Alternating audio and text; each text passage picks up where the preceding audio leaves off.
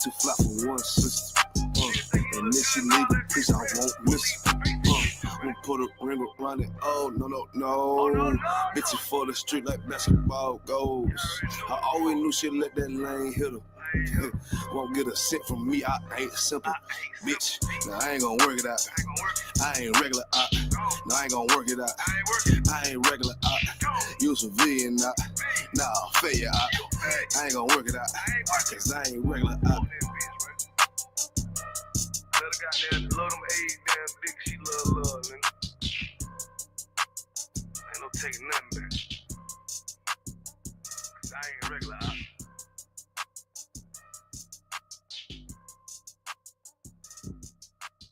Backstation. JT on the track.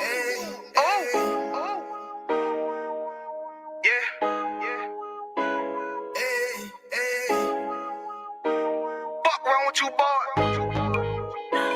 You know what time it is, nigga. Better watch how you step in. Yeah. But that was my nigga. Yeah.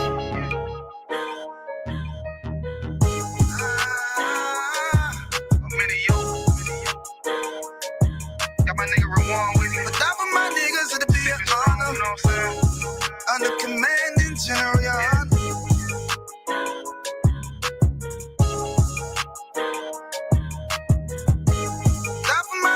It'll be an honor and a blessing. Look, hey, straight off the top, I love all of my niggas. That shit ain't gon' stop till we on top and we ballin', my nigga. We be fly as fuck, you know them bitches be stalking my niggas. That shit'll never change and it's the same with all my niggas. City to city, I should be at home. That's what my ribs say. But bitch, I'm grown. I'm in these streets and closed caption. Niggas know we bout that action. If a nigga play with me, then my hockin' gon' let him have it. Hey, make you the shit, this truth the shit. Nigga play, I let that Ruger hit. Get on them tracks, they be like, who is this? I'm rude with it. Ain't got no manners. All them pussy niggas talking shit. Yeah, I know they can't stand us, but we UPK, Louisiana, bitch, that's what I'm reppin'. And my niggas solid number, real ones in my section. If you wanna get down, put your boots on, start stepping. Brotherhood is a weapon. Brotherhood is a weapon. Better watch how you steppin', cause brotherhood is a weapon. If I die for my niggas, it'll be an honor and a blessing. Better watch how you steppin', cause brotherhood is a weapon.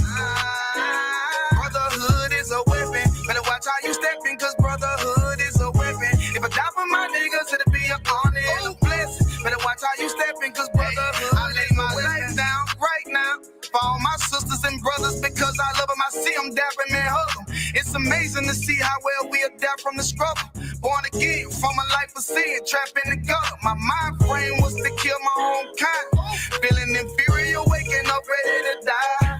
Run with them killers, so it's just a matter of time. For I take your life or let you take mine. That's when I realized the slaves killing slaves while the white man live to get old. We in them graves, and shit got me feeling played. I opened the Bible, went through them records, found out we was royalty, a nation to be respected. But in this world we rejected, we hated for our complexion. Still fighting to get accepted. We hear the truth and reject it, but love is getting corrected. And all my niggas correct me. The commandments, the foundation we erected. Brotherhood is a weapon. Brotherhood is a weapon. Better watch how you steppin', cause brotherhood is a weapon. If I die for my niggas, it'll be an honor and a blessing. Better watch how you steppin', cause brotherhood is a weapon. Brotherhood is a weapon. Better watch how you steppin', cause brotherhood is a weapon. If I die for my niggas, it'll be an honor and a blessing. Better watch how you steppin', cause brotherhood is a weapon. Hey, hey. Hey, hey.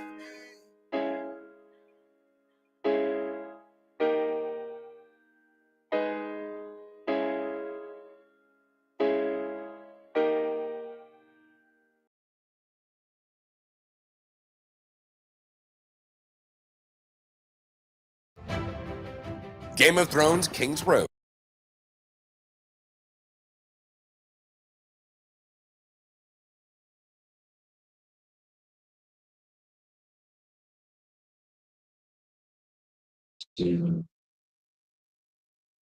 All right. Shalom, Israel. It's the ISUPK star out of 1 West, 125th Street, Harlem, New York.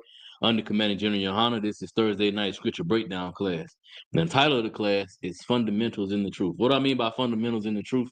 I mean the basic things, the most important things about calling yourself an Israelite and actually living the life of an Israelite. The flat out most important fundamental thing is living the truth. Not just saying you in the truth, not reading and studying and watching videos for the sake of being able to battle, but living the truth. Your own life, it's gonna sound real Christian what I'm finna say, but your own life is supposed to be your testimony. For real. When I give you the example of what it means to be in the truth, I'm not gonna tell you about nothing that I heard. I'm not gonna tell you about the things I will tell you about my brothers, you know what I'm saying, stories that they've told me, but I'm gonna give you real anecdotal proof about the truth. I made a statement before, I think it was last week or the week before last. The reason why people safe from being robbed anywhere near me is because I'm in the truth. 'Cause when I was in the world, I used to rob people. That was it. I ain't had no shame. I was kicking your door in. I was gonna steal from you, or I was gonna flat out rob you. It was gonna happen at some point. I wasn't trustworthy, you know. And it wasn't magic, me coming in the truth, just changing like that. It took me deciding that I wanted to serve the Most High, that I was able to fight that demon and put that off. You know, some brother demon is violence. You know, Captain Debar Moff was out there at the street situation with the brother came up missing outside of his house, and he was talking about that later on that night. He had posted another live. He was talking about uh he was outside of the school out there in Milwaukee, talking about how his demon was violence, committing violence, solving all his problems with violence. You know what I'm saying? But on a fundamental level, we all have the same problem, and we all are looking for the same solution. That solution is the truth. The problem is fighting the demons, right? But before we get into any of that, right, I want to tell y'all, firstly, if you got any questions, put them in the chat. Anybody in the room got any questions before I go into my story about what happened today?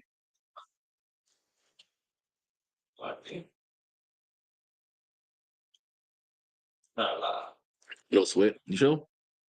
Yeah, I had to check my log. Oh, okay. Dig that. Most High in Christ. I mean, we're doing a good job here. We answering questions. The brother got a log and it's empty. Or either that or he ain't reading no more. I doubt he ain't reading no more. So I like to think I'm doing a good job. Yeah. It's a lot. I'm just playing. But no. So let me tell y'all what happened today, right? So I work my new slavery. I work for Jorgensen, right? It's a road work. We do road work, signs, um, highway maintenance. We run the sweeper at nighttime. We fill in potholes, and we finna start paving on the interstate. So whenever Nashville Road is blocked off, it's because of us. We doing it. But I work specifically with the sign crew, right? I'll be starting my crew on Monday. But yeah, so I work with these two Ukrainians, right? Now, first of all, one of them name is Jan. He's here on a visa. They both here on a visa, supposedly, but I know the truth now. I'll tell you the truth in a second, but it goes with the story. So one of them, his name is Jan. He speaks good English, but he also speaks fluent Ukrainian. He's from the Ukraine, but he flew over here like 3 years ago, was on a work visa for like a year, learned English, went back home. Then the war started, and to flee being drafted, he came here. And he got a whole lot to say about Americans not signing up for the military, but he fled the draft. Just throwing that out there. But he brought up to me earlier today, he was like, in Ukraine, we don't have the divide between black people and white people in the Ukraine is not like that. I asked him straight up. I said, the first thing I said, how many black people do you know out there? He said, well, I don't really know that many, but I know they are out there. And the divide between us and them isn't like that. I said, well, look at the population.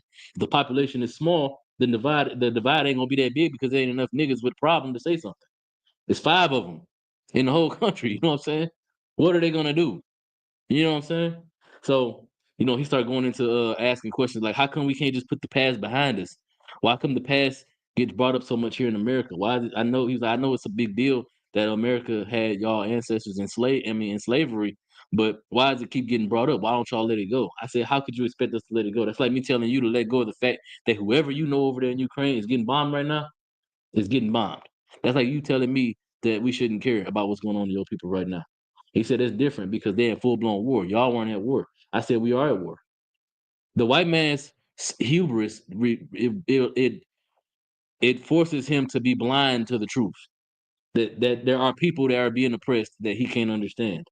And I didn't think about it that way. That other people in other countries, other white people in other countries, don't fully understand the scale the way that white people here do of how we've been oppressed. They can't understand it because they weren't here. They don't know. All they know is what they see on movies from what I've been told today. You know what I'm saying? So from their perspective, niggas is complaining about nothing.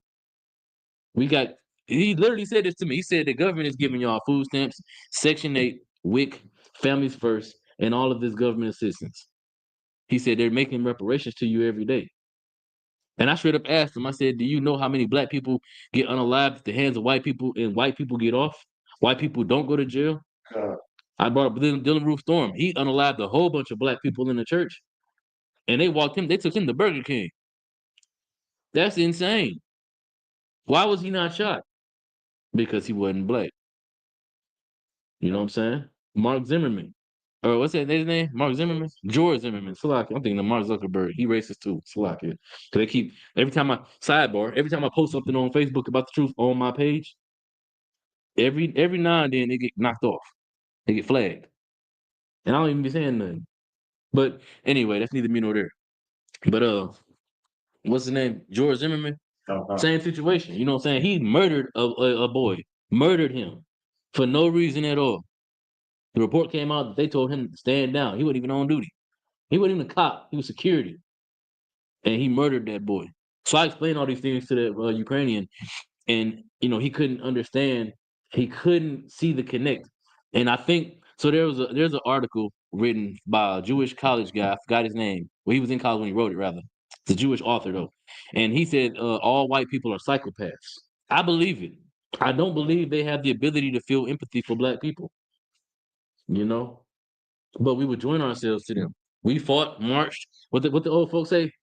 We fought, marched, got hosed down, bit by dogs, spit on, so we could integrate with them. But why? We have to understand on the fundamental level that we different, man. And we're gonna go to Genesis 25 and 25. You got something real quick? I just want to say, Go to Genesis 25 and 25.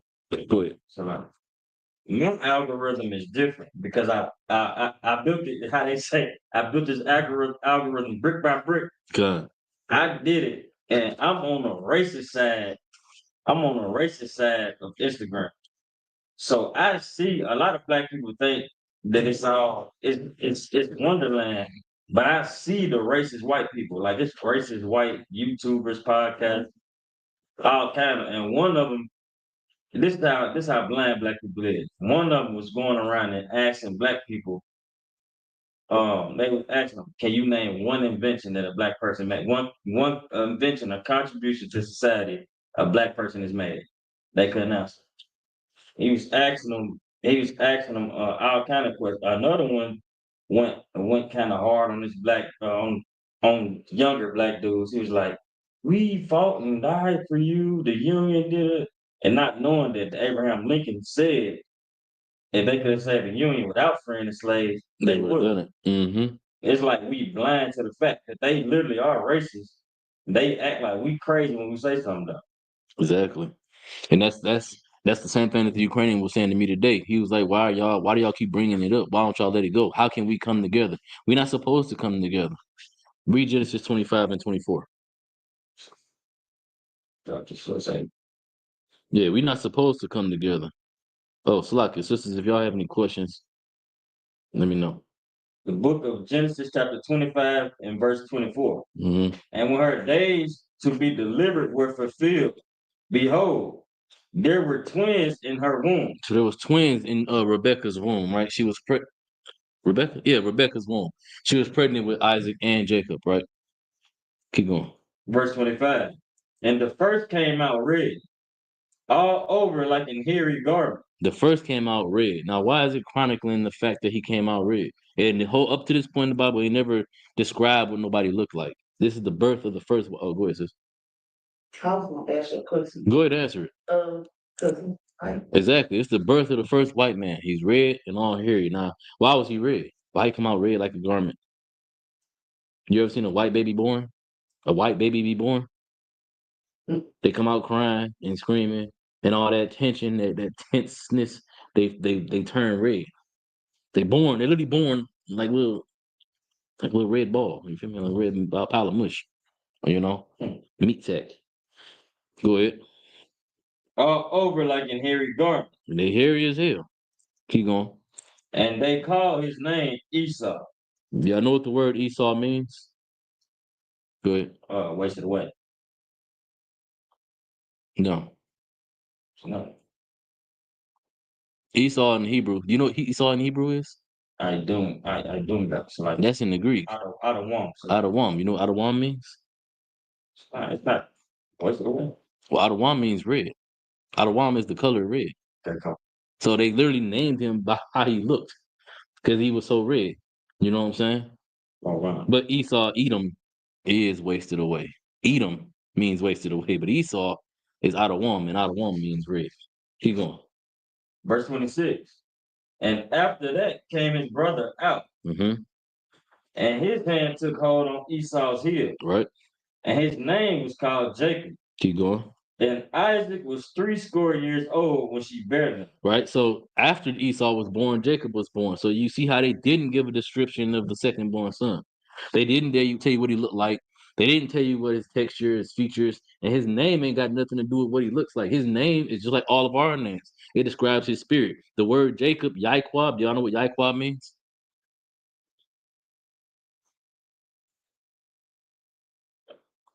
The word Yaiquab means supplanter. His name gave prophecy to what he was going to do. You know what the word supplant means? What it means to supplant? Y'all know? Get the definition of it for him. Because that's what he did. That is what he ended up doing. You know what I'm saying? But that's why his name, the Lord made sure that the names of the children fit. So you got Esau, who is just red, known for being red. That's it. That's all there is to him. And then you have Jacob, who's a supplanter. We're gonna get the definition of the word supplanter or supplant. Go ahead. Definition of supplant: to supersede and replace. He superseded. Oh, is that it? Come on. He superseded and replaced Esau in the position of the birthright. Now Esau sold it, but even if he hadn't, the Lord already had it planned and worked out that Jacob was going to take hold of the world, take hold of the promise. I mean, it wasn't for Esau. It was never meant for Esau. The seed was supposed to go through Jacob, not Esau, right? So we know, of course, that he sold his birthright for that red meat. But later on, Rebecca, even if he didn't do that, Rebecca still come up with a plan because the angel of the Lord went and told her that this was going to happen. So the Lord did. Rebecca didn't know that Esau had done that thing, sold his birthright for some meat. There was just some shit, some stuff amongst children. But when it was time for Isaac to die and pass the blessing on, then he passed it on to Jacob. She made sure that she disguised Jacob to be able to receive that blessing. Why? Because the Lord made him do it, made her do it. He sent the angel to do it. But I say all that to say that there's a difference between us and them. Right? Go to verse 23. Verse 23. And the Lord said unto her, 2 nations are in thy womb. 2 different nations was in this woman's womb. 2 different, keep going. And 2 manner of people shall be separated from thy bowels. 2 different people. So when that devil asked me, he was like, how come we can't how we supposed to come together if we so focused on the past and focus on what the wrongs that the white people in America did to you guys? We're not supposed to come together. That's when the fall of black people happened. When we decided we was going to join to them. That's when the fall of the Native Indian Hispanics happened. When they decided they was going to join to those conquistadors and people that got off them boats. They should have killed everybody on them boats, but instead they had compassion and joined themselves to them, thinking everything was going to be okay. And look what happened. Now they on the reserve, on the res, and it's only a handful of tribes left, and the rest of them, they alcoholics, or they got shipped off to Europe to be slaves in Spain. You know what I'm saying? But yeah, I just wanted to give y'all that anecdotal evidence that we supposed to be different, separate from them, because earlier today that was my experience, right? These Ukrainians, they can come over here and they can ask me questions about why we can't be together. How are we supposed to move together in the forward together in the future? We ain't supposed to, damn it. I don't need to be around you. My job, I even said it to him. I said, I don't believe in integration. I believe that my people are supposed to work and take care of my people, fix my community and fix my people, and then we come and do business with you. That's it. I come here to get work done and make money, and then I go back to my family, go back to my people and fix my problems. And he asked me a question, well, what is your people? How come we aren't all each other's people? I said, because there's a difference between me and you. There's a difference fundamentally between how I'm treated, how you're treated. There's a difference fundamentally between my culture and your culture. The God I serve and the God that you serve. We are completely different. We can't be the same people. There ain't no way. We don't think the same. You don't have empathy. When a black man get murdered by the police, that white girl that he dealing with can't feel empathy that he feels. She can't understand why he's so upset. She'll say that he should have complied with the police. He should have resisted the white man's authority. That's what she'll say. And ignore completely the fact that this is a child that got murdered by this white policeman. She can't understand that. Then white men can't understand that. So how am I supposed to be? How am I supposed to trust joining myself to you, being your friend, associating with you? I can't. I can't. There's no way because you can't feel my pain. If things hit the fan, the scriptures say that your people, you're gonna turn back to your people, and I'm gonna turn back to mine. That's what's gonna happen. So right now you might be joining my hand right now. But what happened later on down the line when things get rough and you gotta make a choice? You gonna choose me? No. So it's best for us in the truth, especially to protect ourselves and keep ourselves away from them, man, as much as possible. Now, I'm not saying don't do business with them. I'm not saying be an asshole at your slavery, because we in slavery. You got to work. Christ said, occupy until I return. So we got to work and make money, but leave it at that. So if you experience what I experienced today, put them in their place. Let them know. Don't ever let them think that it's sweet, because it ain't. Once you let them think it's sweet, they're going to come in, they're going to start acting weird, doing weird stuff. Sidebar. I was on Facebook arguing with a devil. I'm super, super deep in the comics. So I be in there debating about comic book characters and stuff, who can beat who. And we having like a good conversation. Me and this one guy, his brother. And then this devil come in there and he start talking about he starts saying a whole bunch of homosexual things. Like you know how white people get excited and they say a bunch of gay stuff. You know what I'm saying? That's how he was getting. So I was like, I'm not talking to you, dog. You know. That's another reason why I say we too different, bro. We can't join to them. Because they do stuff like that. I work in construction. There's a lot of homosexual gestures and jokes in construction. I can't deal with it. I don't deal with it and I won't. All right. You had something? A lot. Okay. All right. So let's do this Genesis breakdown real quick. Again, before I get into it, does anybody have any questions? We're going to break down Genesis. We're going to try to get as far into it as possible. It's kind of a long breakdown, but I'm going to make it relatively quick, but I'm gonna try to give y'all the precepts to help y'all understand. Because a lot of people will read this as if it's a novel, and they'll read it and they'll picture it in their head. This is a garden with trees and a snake and two naked white people. It's a lot here. All right, so let's go ahead. Let's read Genesis chapter 1 and verse 1. And if y'all got any questions in the chat, feel free to post them and I'll answer them. Go ahead. The book of Genesis, chapter 1 and verse 1. In the beginning, God created the heaven and the earth. Right. In the beginning, it says in the beginning, God created the heaven and earth. Like I said, the average person would read this in a literal sense as like a novel. In their mind, they're picturing blank nothingness and then boom, their stuff. But they don't consider what the text is actually saying. In the English, it just says, in the beginning, God created the heaven and the earth. But in the Hebrew, it says, in the beginning, Elohim, or in the Greek, they'll say Elohim created the heaven and the earth. Why is that important? That's a question. Good. Because it's telling you that the angels and Christ created instead of the Most High Himself. Exactly. It says Elohim in the Hebrew, but in the English, all they see is the word is God. So they take that to mean the Most High literally created the heavens and the earth, but He didn't. The only thing He created was Christ, and then from Christ created everything else. Let's get that real quick. You know what I'm talking about in Colossians? Colossians 1. Okay, I got it. Good. The book of Colossians, chapter 1 and verse 16. Mm-hmm. Well, should I start at 15? Go ahead, start at 15. It's like 14. 14. In whom we have redemption through His blood, even the forgiveness of sin. Verse 15. Who is the image of the invisible God. Christ is, of course, the image of the invisible God. Now, it's not saying that He looks like the Most High, but as far as His actions, the way He carries Himself, that's what it means to be the image. The reputation of the Most High is carried out and fulfilled through Christ. Christ follows the will of the Most High. That's what makes Him the image of the Most High. Keep going. The firstborn of every creature. The firstborn of every creature, literally His beginning is of the Most High. The Most High literally created Him. because he created everything else, and we're gonna read it. Keep going. Verse 16. For by him were all things created. You see, he was the firstborn of every creature, but by him were all things created.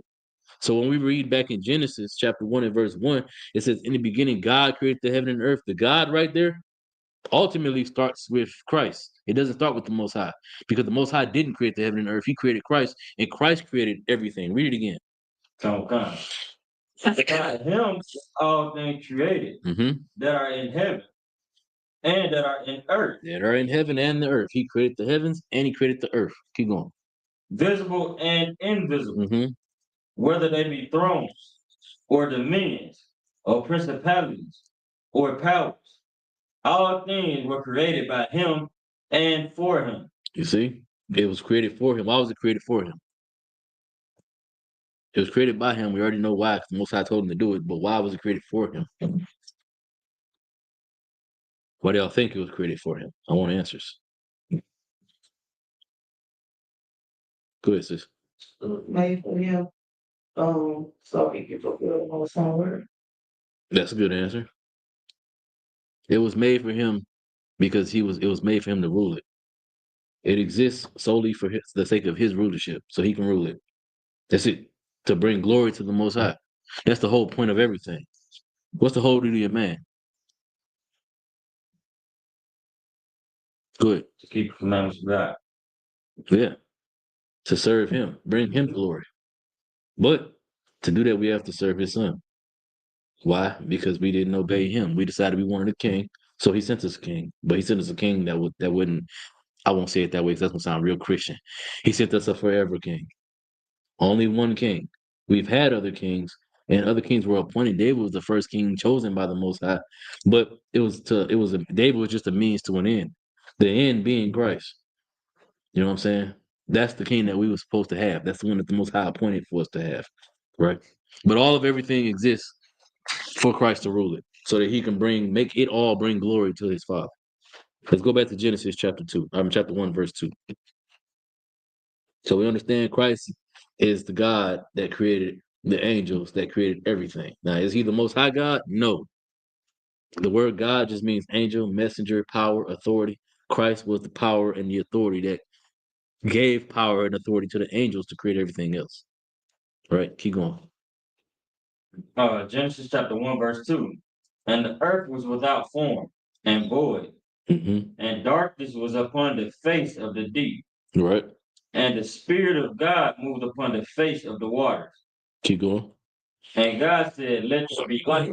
And there was light. And God saw the light that it was good. Now, what is this like? Good. The earth's core. There you go. How do you know that? The light is as in light, like a light. If you think of a lighter, it's the fire inside of the earth. Good job. Okay, I see you. Studied and stuff. Go ahead. Keep going. No problem. But that is what the light is exactly, though. You know what I'm saying? It's like I said in the previous verse. It said, "And the earth was void and without form." If the earth has no form, it's in its very elemental state. All of the things that compose the earth, that make the earth up, are just there. They exist. Remember, Christ created the heavens and the earth. He created those things. They exist, but they're just there. They're just stuff. But then Most High said, "Let there be light," or Christ like it. Then it says, God said, "Let there be light." So there was light there. And then that light pulled everything in and created the planet. It created the world. But before that, it was just stuff. And when it talks about the waters, dang. See, that's why Genesis really is deep. Like even just this first couple verses. So verse 2, we got to talk about the void and the darkness and the deep, right? So what is the deep? When it says deep, it's talking about the waters, right? What is the waters? Good. Space. It's the space, literally the sky. Why do we know that? How do we know that? The deep, I mean, it's just like if you compare the deep, well, how we use it, it's the water. You know what I'm saying? It's the deep waters. But how do we know that the water is space? Because it's void. The earth is still void and without How do we know it's not just empty vastness that science tells you? How do we know that it's actually space though? that's what surrounds the earth. I'm gonna give it to you. So in the Hebrew, where it says the waters is Ha Mayim. Oh yeah, come on. So, but we know, of course, like you said, it's space, it's the sky. The word Mayim, it can be literal water, it can be the sky above your head, or it can be space above the space between the earth and the firmament, the space, right? Go ahead, you had a question? So like Rock Bar said, Salaki, sir. So with that light, what makes up gravity? That light has yes. In the basic, to make it simple, yes. Make it plain, yes. That light, without that light, all the elements were just floating around, just floating aimlessly.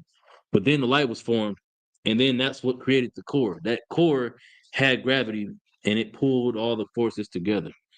So I would attribute that light, the gravity to that light. That light is what forced all the elements to come together.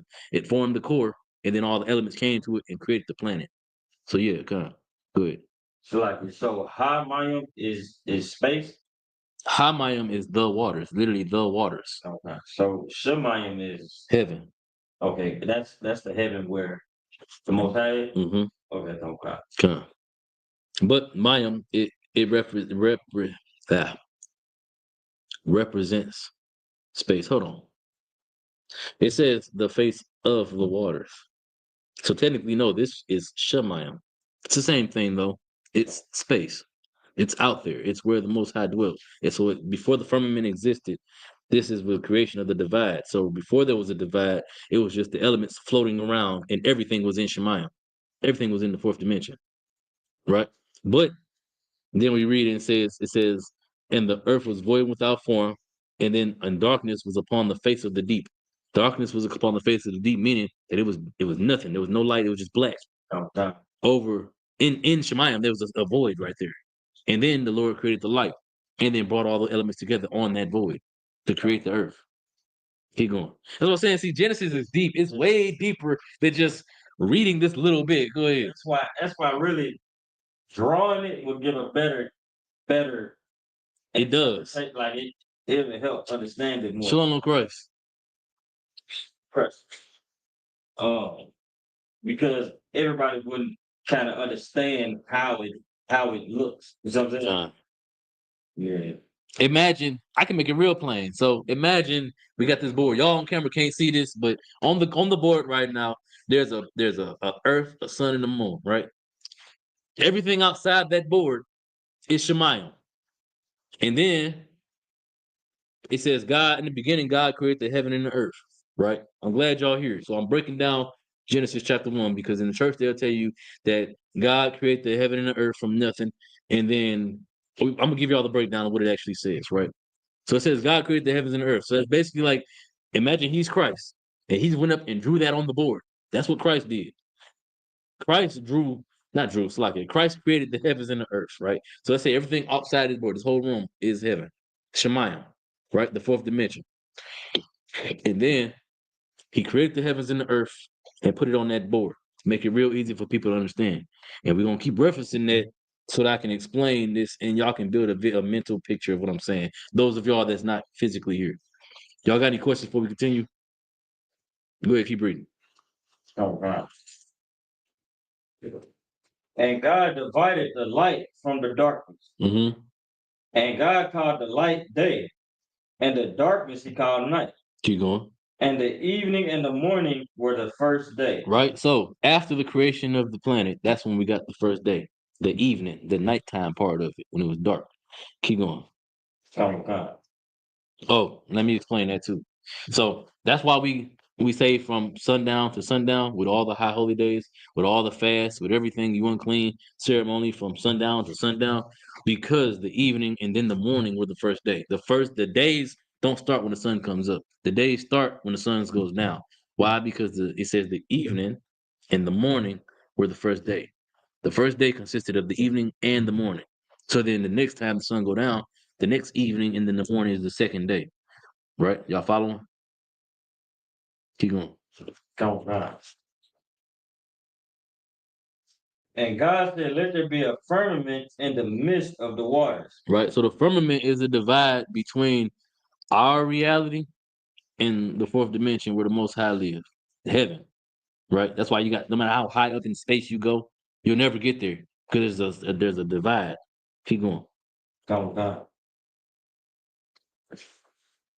It's like, and let it divide the waters from the waters. You see that? He's dividing the waters. That's why I was saying earlier, the waters from the waters. The word water, if you read this in the Hebrew, it says he's dividing Shemayim from Mayim. He's dividing the waters from the water, or Shemayim from Shemayim, the heaven from the heaven, right? So one heaven is a spiritual heaven being divided from, cut off from the heaven that's above your head. That's space in the sky and everything, right? Keep going. You got a question about? Oh, Salak, I thought you was. Keep going. Verse 7. And God made the firmament and divided the waters which were under the firmament from the waters which were above the firmament. You see, so now you got the division between heaven and space. No matter how high up you go, you'll never make it to the Most High, to His realm, because there's a firmament there. It makes the divide between these two realms. Keep going. And it was so. Mm-hmm. And God called the firmament heaven. See, And the evening and the morning were the second day. now you got the second day again, the evening and then the morning. It's always the evening and the morning. It's never as soon as the sun up. Now it's a new day. In America, they call it the Gregorian calendar is what they call it. You know what I'm saying? Where they started counting from Sunday up. That's why it's called Sunday, because they worship the sun. That's why they say your day starts when the sun comes up. In reality, that's not true. According to the scriptures, your day's supposed to start when the sun go down. That's the beginning of a new day. That's why you're unclean until the sun go down, and then you clean again ceremonially. Keep going. And God said, let the waters under the heaven be gathered together unto one place, Mm-hmm. and let the dry land appear. Right. So now he separated the land from the ocean. Real quick, we gonna take a detour real quick. Let's go to Second Ezra chapter 7 and verse 14. And I'm gonna show you what I was talking about earlier. A lot of people don't know this, but Ezra broke all this down. Right? Is it 14? No, let me see. It's not 14. Hold up. Let me see.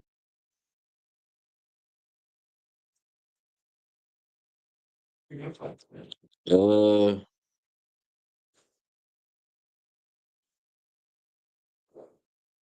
hold on.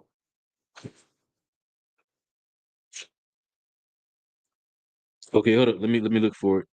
It is Second Ezra, but I can't remember exactly where.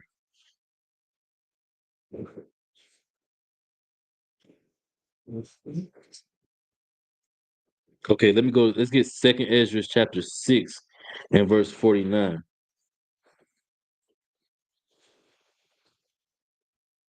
Nope, we can go before then. Yeah, way before then. This is a chapter I was looking for. My bad. I was in 7. My bad. All right, let's get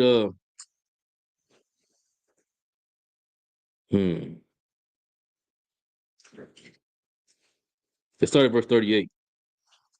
Book of Second Ezra, chapter 6 and verse 38. And I said, O Lord, thou spakest from the beginning of the creation, even the first day, and saidest thus, let heaven and earth be made, Mm-hmm. and thy word was a perfect work. Now, real quick, notice how, because a lot of people who critics, they'll read this and they'll say that this is still talking about the Most High, saying, see, the Most High created everything because he's talking about the Lord. But if you read it, it says, "Oh Lord," as in Adawan. That in the Hebrew, that word Lord right there is not the tetragrammaton. It's literally the word Adawan, means master. You know what I'm saying? So he's talking to a representative of the Spirit of Christ. Saying, read it again. And I said, O Lord, thou spakest from the beginning of the creation, Mm-hmm.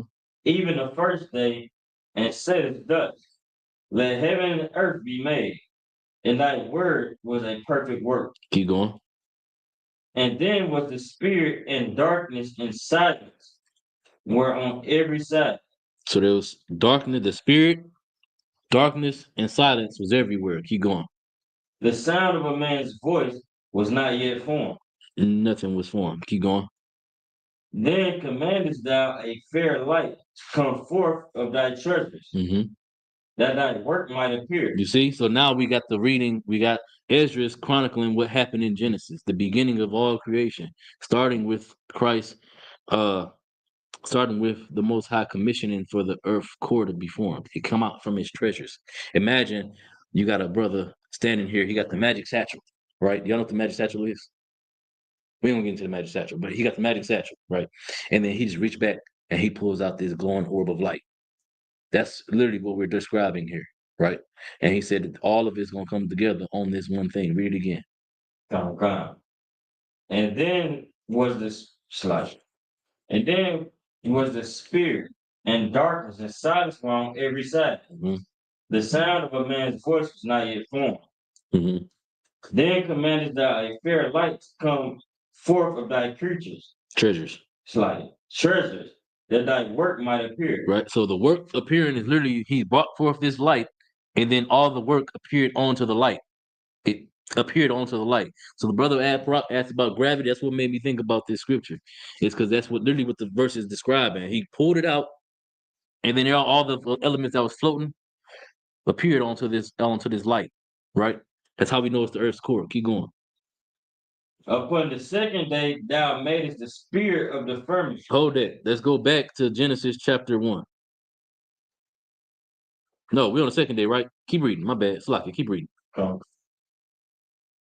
And commanded it to part asunder, hmm and to make a division betwixt the waters. Right. So now we're getting again the description of the separation between the waters and the waters, the heavens and the heavens above our heads. Right. Keep going.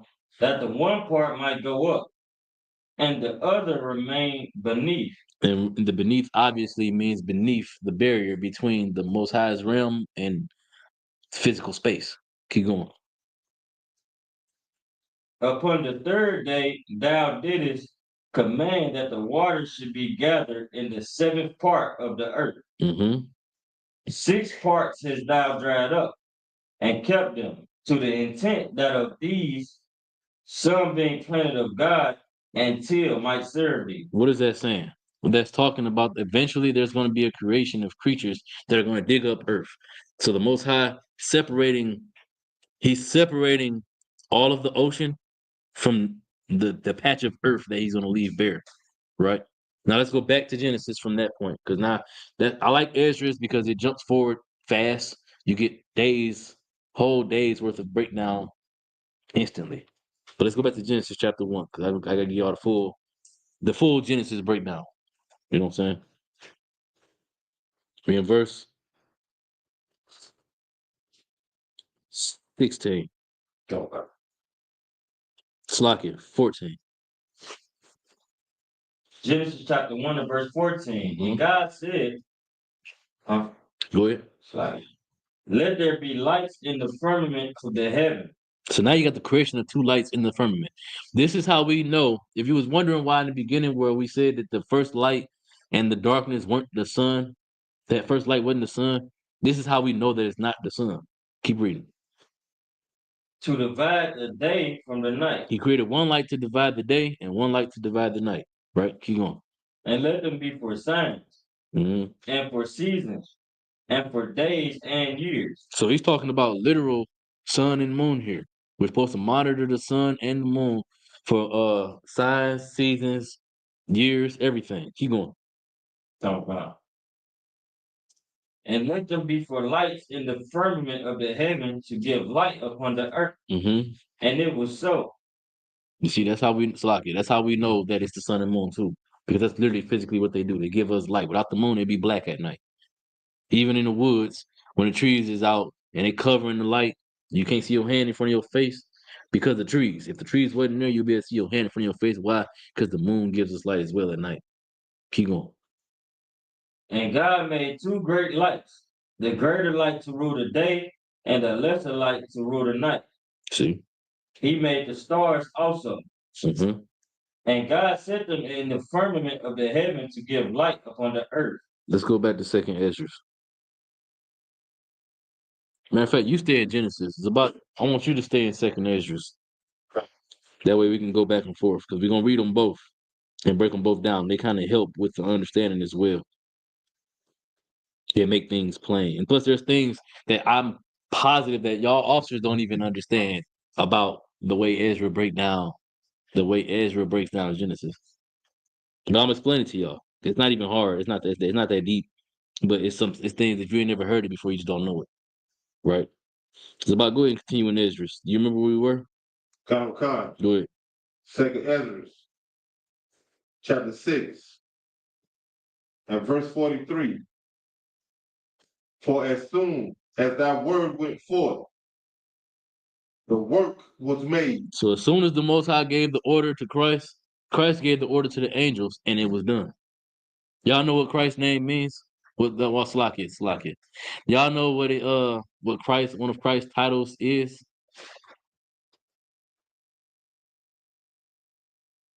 No? Good. It's like a savior. I mean, yes, of course, but no. One of his titles is the so be it. When you pray in the Christian church and they say amen at the end, when we pray here, we say Sawada Aman. We're saying in the name of Christ, so be it. Because Christ is the so be it. There's a precept on that as well. There's a precept where he's called the so be it. Let me look for it. Hold on real quick.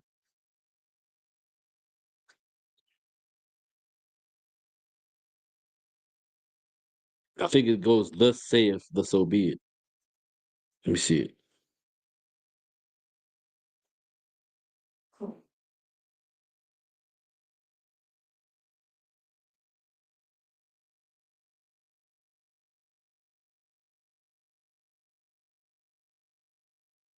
I'm gonna have to find it. But there is a precept that says literally thus saith the so be it, where it calls Christ the so be it. We'll get back to it though. I'll have it for y'all next week. But keep going, Zabak. Khan. Verse 44. For immediately there was great and innumerable fruit, and many and divers pleasures, Mm-hmm. for the taste and flowers of unchangeable color and odors of wonderful smell. And this was during the Salaki, the man. The third. Third day. This was all done the third day. Now let's go back to Genesis and read about the creation of the third day. The creation during the third day, Salakia. Go, God. The book of Genesis, chapter 1 and verse 18. Mm-hmm. And to rule over the day and the night and over the night, and to divide the light from darkness. And God saw that it was good. Mm-hmm. Verse 19. And the evening and the morning were the fourth day. Oh, hold on. Now we got a discrepancy, right? So, Ezra, read that last verse again in Ezra. Okay. And this was done the third day. He said on the third day, all the plants, fruits, grapes, vegetables, was created on the third day, right? Okay. But here we see that we're on the fourth day now, and that's not been done. Go ahead.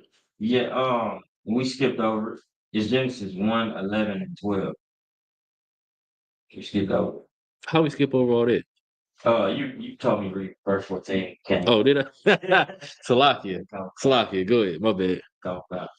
I was gonna give y'all a whole breakdown of why we skipped, why that was not wrong. My bad. Salakia. Go ahead. So we left off the first time on I believe 9. So I'm just reading for 10. Go ahead, go to 10. Because we skipped over the land. That's right. The land being, yeah, Salakia. I went to Esdras. That's what happened. Go ahead. Go back. Genesis chapter 1, verse 10. Mhm. And God called the dry land earth, and the gathering together of the waters called he seas. Mm-hmm. And God saw that it was good. Right. Verse 11. And God said, let the earth bring forth grass, the herb yielding seed, and the fruit tree yielding fruit after his kind, whose seed is in itself upon the earth, and it was so. So are we talking about you can smoke all the weed because God created the plants? It says it right there, brother. I can get as high as I want because he created this for me and for you. He created this for us. No, that's not what it's talking about, right? It's literally talking about the creation of them plants, including weed, including the poppy seed, cocaine, all of it. The creation of it, right? Keep going. Verse 12. And the earth brought forth grass and herb yielding seed after his kind, Mm-hmm. and the tree yielding fruit, whose seed was in itself after his kind. And God saw that it was good. Keep going. And the evening and the morning were the third day. Now you got the third day. All this was done in the third day. The same way Ezra said, right? Let's jump back to the book of Ezra and keep reading. Okay. Second Ezra, chapter 6, and verse 45. Right. Upon the fourth day, thou commandments that the sun should shine, Mm-hmm. and the moon give her light, and the stars should be in order. Verse 46. And gave them a charge to do service unto man that was to be made. Right. So now we got the charge of the sun, the moon, right? Now let's read it in the Genesis. It's gonna give more detail. Oh gosh. I promise y'all it gets much more interesting the further we get in Genesis, but we got to go through this fundamental stuff because there's a lot of deeper things. I have to destroy the Christian understanding of Genesis for y'all because they'll have you believe that in the beginning God created the heavens and the earth, and then Adam was created on the set on I don't even know what day they say Adam was created on, and he was the first man. He created him from mud and just like blew into his he created a nose and then blew into that nose and gave him life. Come on, man. Come on, man. Let's read, see what it say. All right, you want me to reread the moon? Yeah. All right. Tell him. Verse 14.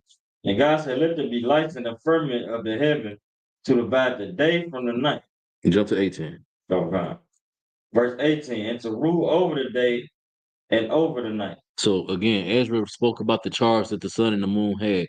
The sun was to be to give us, I'm sorry, the sun and the moon was to be observed for a sign to monitor the time, the seasons, coming high holy days, everything, right?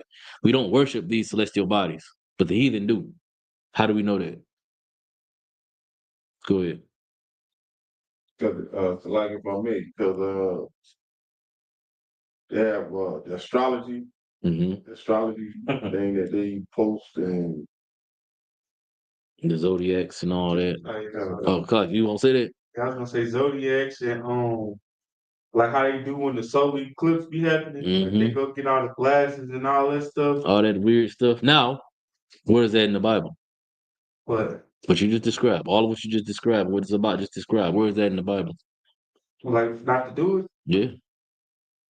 Jeremiah 2 and Jeremiah. Hold on, I got it. You close. Yeah. Jeremiah 10 and 2. Give him a hand. What's that? Right. That's called scholarship. That's what happens when you read. Then it just comes to you. You know what I'm saying? That's that. Go ahead and read it when you got it. Because that's exactly what I'm talking about, right? The heathen, outside of the heathen, there's a group of brothers out here that call themselves Israelites that think they know what they're doing.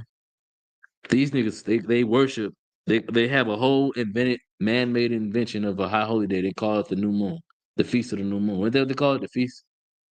They worship the new moon. Read that verse. 10 and 2. All right, just Jeremiah 10 and 2.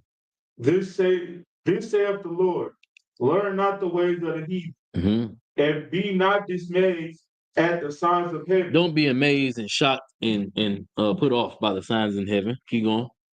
For the heathens are dismayed at them. Because the heathens are dismayed at them. The stars don't exist to be worshipped, but the heathen worship them. They create whole holidays, high holy days about them, and you see it in real time. We're in 2025, and there's a group of Black, Hispanics, Native Indians that believe, there's groups of them that believe that we're supposed to worship the moon. That ain't in Leviticus 23 at all. That ain't nowhere in the Apocrypha, nothing. Christ didn't celebrate the new moon, the rising of a new moon. You know what I'm saying? That's not what we're supposed to be doing. It's not our culture.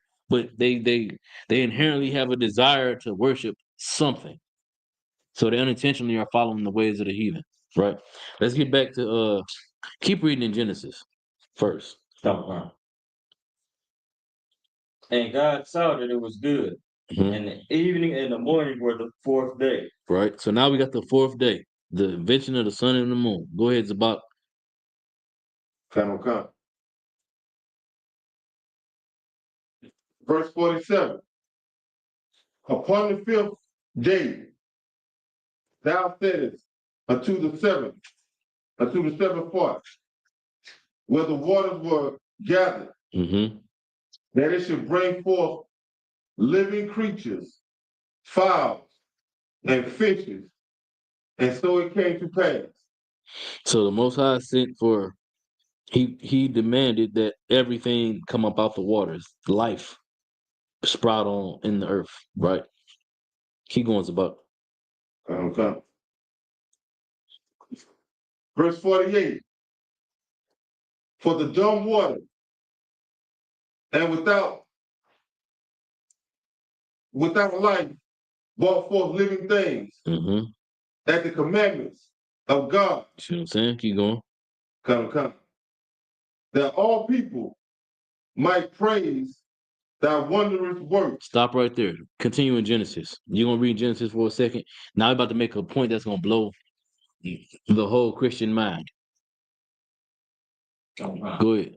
Genesis chapter 1, verse 20. Mm-hmm. And God said, let the waters bring forth abundantly the moving creature that hath life. You see, same thing that Ezra was talking about, right? The waters is gonna give forth from the waters are gonna come forth all of the moving creature that have life. And Genesis breaks it down way more in depth, but again, we're about to blow all of Christians' minds with this next 4 verses. Keep reading. And fowl that may fly above the earth in the open firmament of the heaven. Keep going. And God created great whales Mm-hmm. and every living creature that moved. Stop right there. Zabak, keep reading. Come. Verse 49. Then God ordained 2 living creatures, the one that thou callest Enoch and the other Leviathan. So now Ezra is talking about the creation of Enoch and Leviathan. Who is Enoch? What is Enoch? Who are they? Who or what is Enoch? Take a guess. Anybody. I don't expect y'all to know. I told y'all we're gonna get into some stuff that you just aren't gonna know because I don't know that anybody's ever even covered this in school. I know they have at some point. I'm saying that it ain't happened in Nashville since I've been here. Who is Enoch or what is Enoch?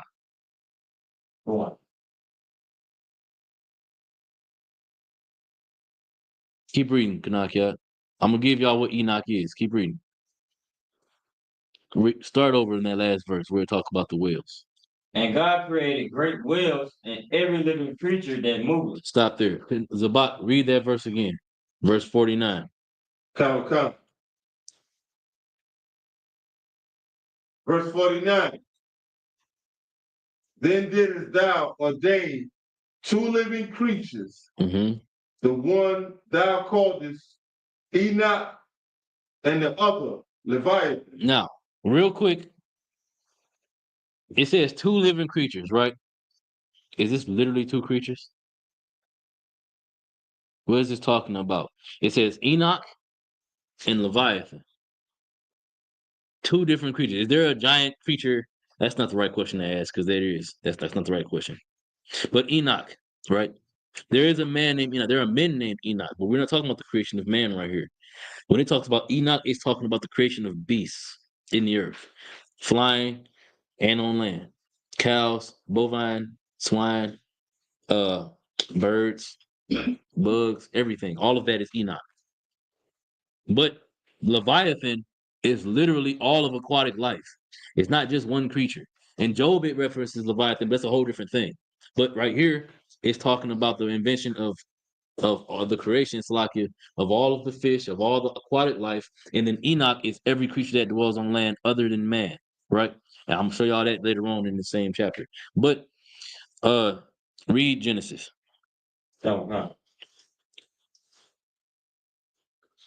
The reason why it's important, the reason why he broke it down this way, like I said, he's summarizing thousands of years of history in one chapter. You're getting all of Genesis in one chapter. and it's right here. That's why that's why Esdras is breaking it down this way, but he's breaking it down in a digestible way, right? So instead of telling you that the Most High created all the birds, all the water, I'm sorry, he created all the water, then all the fish in the water, then the whales in the water, then the birds that crawled up off the water, then the bovine, the sheep, the cattle, everything. And instead of breaking it down that way, he said the Most High created two things: aquatic life and land life. When he says two creatures, he's literally talking about aquatic life and land life. He's talking about, this is science we're getting into now, right? Uh, in the Apocrypha. Keep going. Which the waters brought forth abundantly after their kind, hmm and every winged fowl after his kind. Right. All of these creatures come from the water, just like Enoch or Salaki, just like Ezra said. Keep going. And God saw that it was good. hmm And God blessed them, saying, Be fruitful and multiply. Stop right there. It's about keep reading. Come. Verse 50. And did it separate the one from the other. So the Most High had all these creatures created, then he separated them. That's how you know it's aquatic life and land life. We're gonna read about it. Keep going. Come. For the second part, where the water was gathered together, might not hold them both. They couldn't both be in the water, so he had to separate all of life from. He had to make a divide. You got life in the water and then life on land. They couldn't stay together. There wasn't enough space. Keep going. Verse 51. Come. Verse 51. Unto Enoch, thou gavest one part, which was dried up. You see? The It's like, third day. you see? So now we're reading about that third day where the land was dried up, separated from the waters. We're reading about who got possession of that, all of the life that got sent on land. Enoch, right? It's talking about all of non-aquatic life. Keep going. Come. That he should dwell in the same part, wherein are 1,000 hills. hmm Verse 52.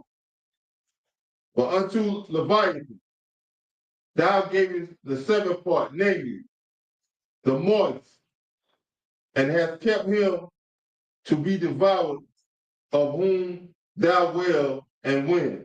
Right. So they made it to where the Most High separated the aquatic life from the land life, and the land life we hunt the aquatic life, eat the aquatic life. Of course, you got like sharks and stuff that eat birds, but generally speaking, every creature on land is eating some type of fish. Every type of carnivore, if it has the way to get to it, it will. You even got some like big cats, like jaguars. They'll just flat out jump in the water and hunt. You know what I'm saying? So this is more science in the Bible, right? Let's go back to Genesis. Oh wait, hold on. Finish there. Keep going. Come. Verse 52. For unto Leviathan, thou gavest the seventh part, namely, Salah. Verse 53. There you go. Upon the sixth day, Stop there. Keep reading Genesis. Remember, we at the sixth day. Come. And fill the waters in the seas, and let fowl multiply in the earth. Right. Genesis 1:23. And the evening and the morning were the fifth day. So we got the end of the fifth day in Genesis, right? Now remember, Zabak read that we're on the sixth day. Keep reading. Come. And God said, Let the earth bring forth a living creature after his kind, Keep going. cattle and creeping things, That's everything I just explained that Ezra was talking about, the separation between the land life and the aquatic life. Keep going. and beasts of the earth after his kind. Mm-hmm. And it was so. And God made the beasts of the earth after his kind, Keep going. and cattle after their kind, Right. and everything that creepeth upon the earth after his kind. Keep going. And God saw that it was good. Keep going. Come. Verse 26. And God said, Let us make man in our image. Stop right there. Zabak, read that verse again. Come. Second Ezra, chapter 6, 53. and verse 53. Upon the sixth day, thou gavest commandments unto the earth, Mm-hmm. that before thee it should bring forth beasts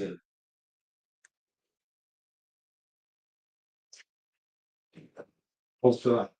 It should be for beasts. Cattle God. Bring forth beasts, cattle, and creeping things. Keep going. Cattle come. Verse 54. And after these, came also After these, who? Adam also came. Keep going. whom thou madest Lord of all thy creatures. Now, stop right there. Are we talking about literally the man Adam? Uh, I need an answer. Are we talking about literally the man Adam? come. No. It's like, How do you know we're not talking about literally the man Adam? Read where you are. I got it. Read where you at. And God said, let us make man in our image. Make who? Man in our What does the word Adam mean? It literally means man. All of mankind. The man Adam is not the first man ever created in the earth, right? It is saying all of mankind was created right after the beast. Read it again. God. And God said, let us make man in our image, after our likeness, Keep going. and let them have dominion over the fish of the sea. Zabak, read that verse again. Oh, hold on. Wait. Finish what you read. Come. Oh, the fish of the sea. And over the fowl of the air, Right. and over the cattle. Zabak, read what you just read. Cattle come. Second Ezra chapter 6, verse 54. And after these, Adam also, whom thou madest Lord of all thy creatures. Stop right there. In Genesis, it said that man was created to be Lord over all thy creatures, of all the fish, of all the cattle, of all the birds, of all the creeping things in the earth. In Genesis, that's how we know that Adam, the man, wasn't the first thing created. The scriptures tell us right here that Adam is talking about all of mankind. It wasn't one single man. All of mankind was created. Right? Keep going, Zabak. Cattle come. So, Good. and after these, Adam also, whom thou madest Lord of all thy creatures. Of him come we all, Mm-hmm. and the people also whom thou hast chosen. Now, if you just read that right there and don't read nothing else, now it sounds like we're talking about the man Adam, right? But we're not. But we are. Y'all understand why we are, but we're not? According to what he read, we're not going to continue in Genesis. I'm going to explain this to y'all real quick. Then we're going to read what I'm saying. According to what he read, we're still talking about the creation of all mankind, right? But according to what he just read, we all come from this Adam. Both are true at the same time. Because all Adam, the man, comes from this tribe of people who we don't know the name of. But Ezra refers to them as Adam. They're the people, the tribe of Adam, is what Ezra refers to them as, right? So we all do come from Adam, but Adam is not the first man created. But the whole tribe is named after him. Why? Because he's the most important person, not the whole damn tribe. No one else, none of the rest of the people matter. No one else on earth mattered except for him. And then later on, Eve mattered. And then the serpent mattered because of the plot. You know what I'm saying? Keep reading what you got now. Go. You're gonna read all the way into the chapter 2, I mean. Oh, we don't talk about the weed. Keep going. Go ahead. And over all the earth, and over every creeping thing that creepeth upon the earth. Right. So God created man in his own image.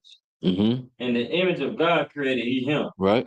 Male and female created he them. That's how we know that this ain't the Most High creating one man named Adam. This is how we know that he's creating all of mankind. Because this is still the sixth day.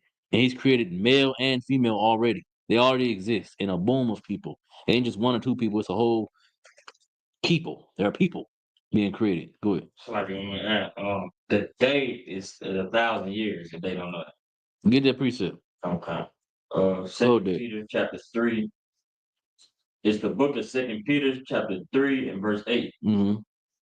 But beloved, be not ignorant of this one thing, that one day is with the Lord as 1,000 years. All right. So what we're seeing is day 1, day 2, day 3. This is potentially thousands of years passing. Right. The Lord don't deal in absolutes. It's just a long period of time. It's 1,000 years. It's on a long period of time. Right. The Lord don't deal in absolutes. But this is the showing that the creation of people happened thousands of years before the creation of Adam himself. Keep reading. And 1,000 years is one day.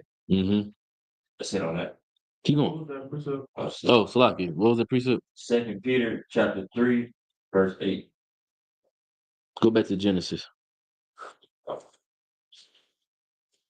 verse 25. The book of Genesis chapter 1 and verse 25. Mm-hmm.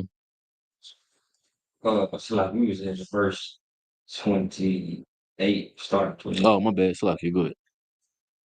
And God blessed them, and God said unto them, be fruitful and multiply, Right? and replenish the earth. This is why it says, from Adam come we all. Read that verse again. It's about Come.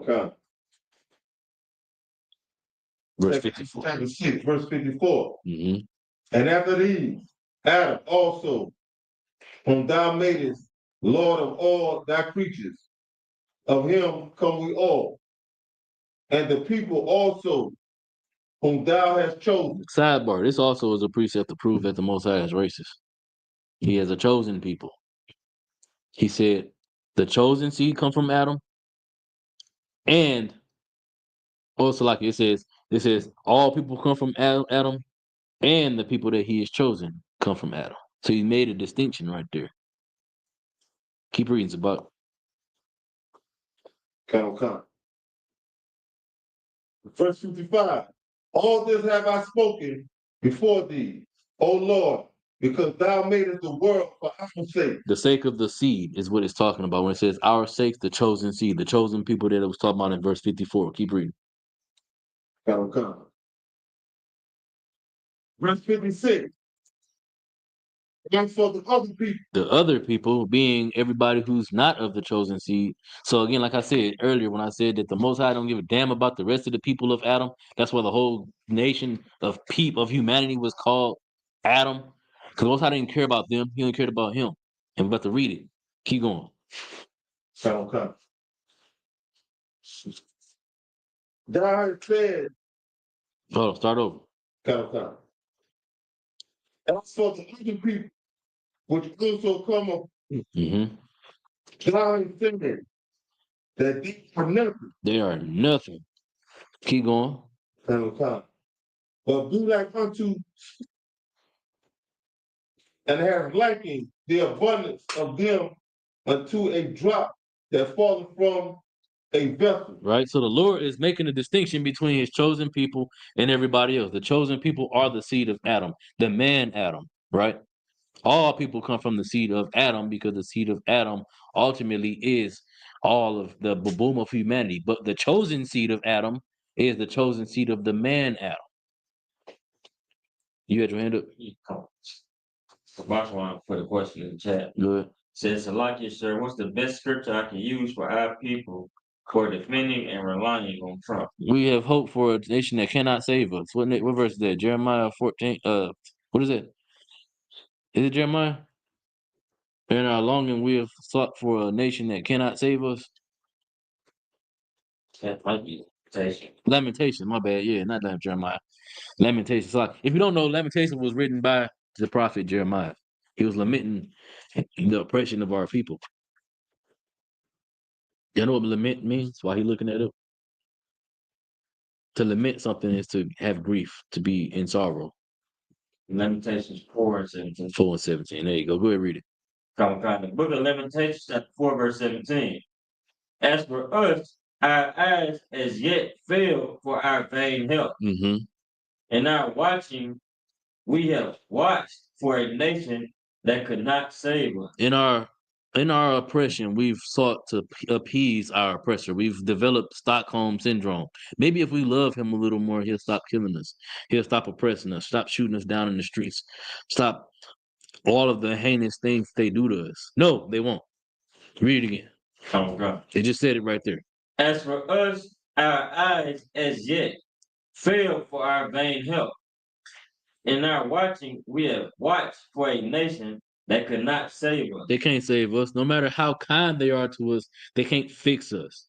The things that are wrong with us as a people that they caused, they can't fix. Only the Most High can. And turning back to Him is the only way that we're going to be fixed.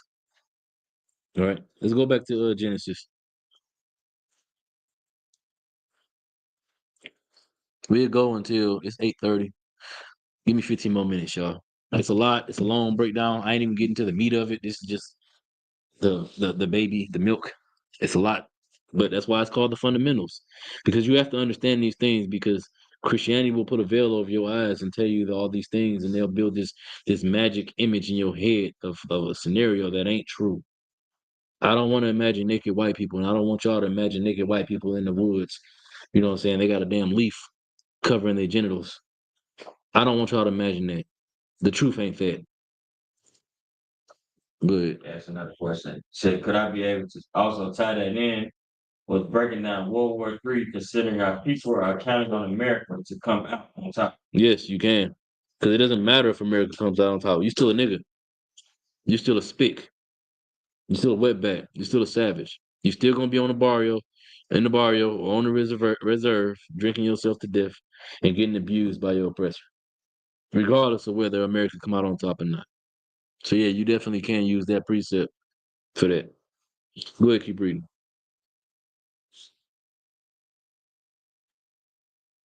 Verse 29. And God said, behold, I have given you every herb bearing seed, Mhm. which is upon the face of all the earth. So that means that the Most High gave us every herb bearing seed. Weed is an herb that bears seed. It's a tea leaf that bears seed. The Lord gave it to us. Keep going. And every tree in which is the fruit of a tree yielding seed. All right. Every plant that gives forth a fruit, the Lord made it for our sake. Keep going. To you it shall be for meat, It shall be for you to get high, for meat, for you to abuse, for meat, for you to self-diagnose. for meat. It's supposed to be for me. What do you do with me? Young brothers. One of y'all young men, I want to answer. What do you do with meat? Yeah, with meat. What do you do with it? Say I go kill a cow right now and I give you a slab of meat off that cow. What you gonna do with it? Eat. Yeah, meat. Oh, like cook it. You gonna do what with it? You gonna cook it, right? That mean that you gonna light it on fire and inhale the smoke that come up off of it? No, I mean you literally gonna eat it, right? You gonna cook it and eat it. It's gonna be for meat. What are you supposed to do with those plants? See, Use them as seasoned food, yes. But literally verbatim what it's saying when it says it shall be for you for meat, it's talking about eating it. It's supposed to be used for medicinal purposes. You can eat the weed and get the medicinal purpose, the medicinal properties of it without smoking it.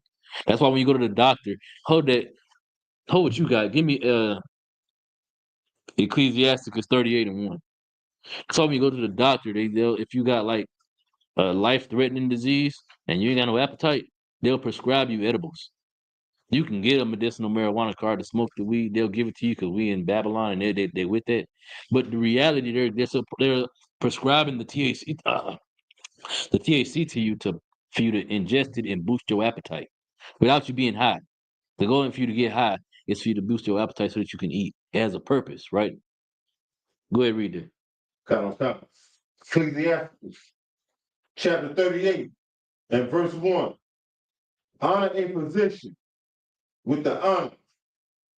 Do unto him Mhm.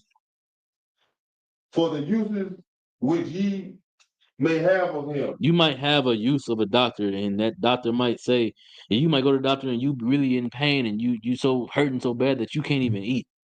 And the doctor gonna prescribe you medicinal marijuana in an edible form. He's gonna just prescribe you medicinal marijuana in America, but in no other country, I don't imagine that they do that. Right. But anyway, he's gonna prescribe you marijuana. He's gonna tell you to take that plant and ingest that plant for you to be healthy, for you to eat, to feed you, so you can get your nutrition. Keep reading. Count. Do unto him for the uses which ye may have of him. You need him for this purpose. Keep going. Count. For the Lord hath created him. Keep going. Verse 2. For of the Most High cometh healing, and he shall receive honor of the king. The Most High receives honor from that doctor who he gave the wisdom to diagnose you with whatever you've been diagnosed with and to give you a treatment plan. If the treatment plan consists of the plant, then you're supposed to ingest the plant. But how are you supposed to take the plant? According to those scriptures. Read that in Genesis again. Count. To you it shall be for meat, for meat. You're supposed to, like the brother said, you're supposed to eat it. You're supposed to ingest it. You don't necessarily got to eat it, but it's supposed to ingest it, right? So ingesting it. That's why I said, generally speaking, all tea leaves are herbs. You know what I'm saying? They're herb bearing seed. You use them tea leaves, you put them in water and make a tea out of them, and you drink them. You know what I'm saying? That's the intended use for all herbs, outside of seasoning, of course. You know. So that's what it's talking about. It's not talking about weed is should be lawful for you because it's yeah. We ain't talking about weed should be lawful for you because the Lord put it on this earth and it's for you and for us and for me, and we can get high as we want to. That's not what it's saying. It's supposed to be for you, for me, to sustain you, right? Keep going. And to every beast of the earth, and to every fowl of the air, and to everything that creepeth upon the earth, Mm-hmm. wherein there is life, I have given every green herb for meat. You see? So it's not, I know you ain't gonna tell me a rabbit can roll it up and smoke it. The herb wasn't just given to me and you, it was given to every creature in the earth. It's supposed to be for me. They can't get high off of it by rolling up and smoking it. So the only logical conclusion we can come to is that they're eating the plant, right? Am I tripping? If y'all show me a picture of a bunny rabbit in the woods with a blunt in his mouth, I'd love to see it. If you got it, present your cause. God damn it, like it. Prove that to me, because I ain't never seen it. All right, I'm telling you, it don't exist, and that's why the scriptures is very detailed. That's why it says it the way it says it. It says it's for humans. It's supposed to be for me. Then it goes into the animals, and for them, it's supposed to be me. You ever notice how when a dog got a bad stomach ache, it'll start eating the grass? It's looking for herbs to heal its stomach. That's why they do that. It's not just dogs that do that. All animals do that. We got chickens. The chickens do that. That's why they do it, though. They're looking for the herb to heal their stomach. Right? Good. Good. I gonna say it's good for their digestive system. Exactly. Keep going. Verse 30. Oh, slack it. Verse 31. And God saw everything that he had made, and behold, it was very good. Right. And the evening and the morning were the sixth day. Right. So just like in the book of Esdras, we're on the sixth day. You still holding Esdras? Okay. All right. Keep going. Kanakyat. Genesis chapter 2, verse 1. Thus the heavens and the earth were finished, Mm-hmm. and all the host of them. And on the seventh day, God ended his work. Right. Now hold right there. Now in Esdras, it don't go this far into detail. It jumps when verse 54, read verse 53 and 54 again. Okay. Second chapter 6, 53. verse 53. Mm-hmm. Upon the sixth day, thou gavest commandment unto the earth, that before thee it should bring forth beasts, cattle, and creeping things. Uh-huh. Verse 54. And after these, Adam also, whom thou madest, Lord of all thy creatures, of him come ye all. Right. So Salaki, you done? Live. Go ahead, finish it. And the people also whom thou hast chosen. Right. So right here we see Esdras describing he's describing the sixth day, but he skipped a whole lot of information and he just gave you the highlights. The main point, the Most High created everything, all the creatures out of the water, and then he created all of man. And then out of man come the chosen people, right? In Genesis, Adam ain't created until the second day. I'm like into chapter 2, right? And that's on the seventh day. But Esdras doesn't chronicle the seventh day. He just tells you flat out from the creation of all mankind, this is what the reality is. This is the truth. That God has a chosen people. That's the so-called Black Hispanics and Native Indians. Back then, they were the seed line of Adam, the man Adam, right? Let's read in Genesis. Genesis chapter 2, verse 1. You can drop Esdras. We're done with Esdras now. Okay. Thus the heavens and the earth were finished, and all the host of them. And on the seventh day, God ended his work which he had made. So this proves exactly what Ezra was talking about. This proves what we were talking about. You had the creation of all of man in the sixth day, right? But on the seventh day, you have the creation of Adam. You're about to get to it. Not the creation, but the raising up. That's a whole breakdown in itself. I shouldn't listen to you. Keep going. And he rested on the seventh day from all his work which he had made. Hmm. And God blessed the seventh day and sanctified it, Right. because that in it he had rested from all his work which God created and made. Well, now we're getting the fundamental principle of the Sabbath. 6 days shall thy work be done, but on the seventh is the Sabbath of rest. Now we're getting the fundamental principle on why the Sabbath is the Sabbath. It's because when the Lord rested. Keep going. These are the generations of the heavens and of the earth when they were created, and Mhm. the day that the Lord God made the earth and the heavens. Right. So all of everything is done. We jump way down. Let's go to verse 7. Let's go to verse 6. Slaki. Verse 6. But there went up a mist from the earth and watered the whole face of the ground. There was never rain, yet the water came up from the earth. Now what that water is, right? Good. Do Yeah, it's the dew. The dew was sufficient enough to water the plants and make them grow. There was never rain. There's no record of rain. The reason why it's important, and y'all have to understand that, the reason why it's important for y'all to understand that because the fake Israelites will come and give you the book of Enoch. In the book of Enoch, it mentions rain long before the flood. When there's no mention of that in the Masoretic text, not Septuagint, the Dead Sea Scrolls, nothing, no record in Israel's history is there a mention of a flood. But the Ethiopian, I'm sorry, not a flood. Is there a mention of rain prior to the flood? But the Ethiopians have it. They have a mention of rain before the flood and snow. That's also in the book of Enoch, supposedly. That's why we know it's not of the Lord. That's why we know it's man-made because it doesn't line up with the original text. Right? It's very important that y'all understand that. Don't read the. I mean, you can read it for the sake of just like seeing what it says, so you can destroy it. I'm telling you flat out, we're cutting the book of Enoch as we study the truth, as we read. We're cutting the book of Enoch because it doesn't make sense. It doesn't line up with the things it's supposed to be amplifying at all. Right? Keep going. Verse 7. And the Lord God formed man of the dust of the ground Hmm. and breathed into his nostrils the breath of life. He formed man of the dust of the ground, right? So is that saying that he literally picked up dust, not dirt, dust out the ground, molded it in his hand, created a man, and then breathed into that man's nose the breath of life, gave it life? What is it saying? You got your hand up? Come. Go ahead. Well, I think like he gave him like the truth. He did. But what? You're right. Now prove it. Uh, To make plain what he's saying that Adam already existed as a person, right? And then he gave Adam the truth. Now prove it.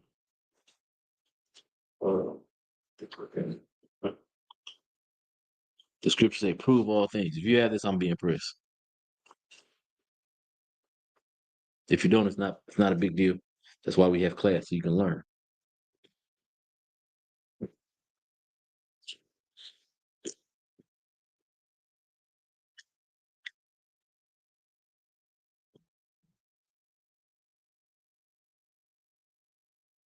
You got it? Where you at? What book you in? Corinthians. Nope. Okay. Let me get 2 Samuel chapter. Is it 2 and verse 7? I believe.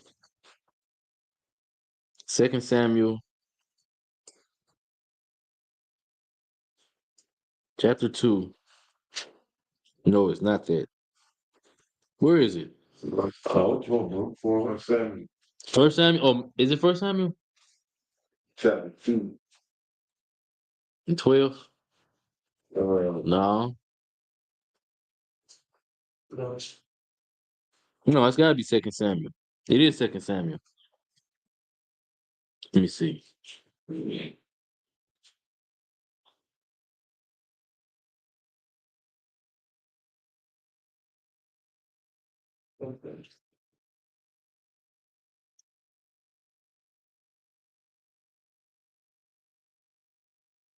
Oh, is it First Samuel 2:8?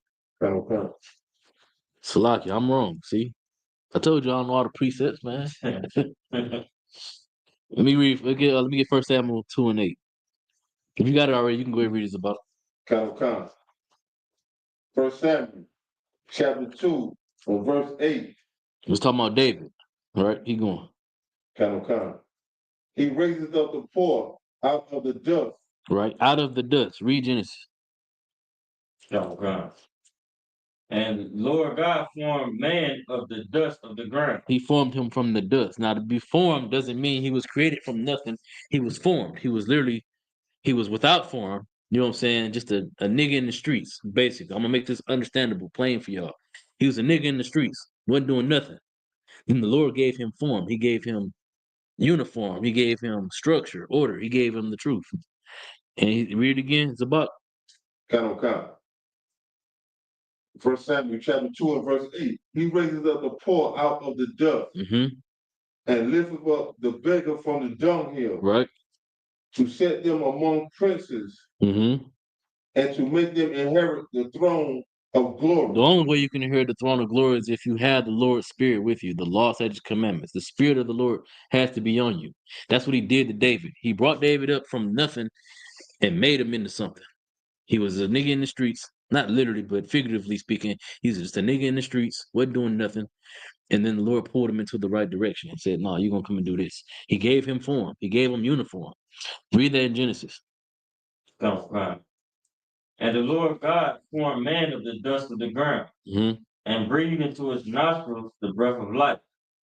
And man became a living soul. Right. And now we know about the breath of life, right? We're gonna finish it with this because 8:46. I'm over the time. But the breath of life, right? Let's go to Ezekiel 33. Ezekiel chapter 33. And let's get the breath of life.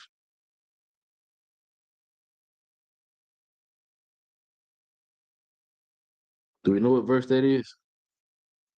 My fellow drive home. Mm-hmm.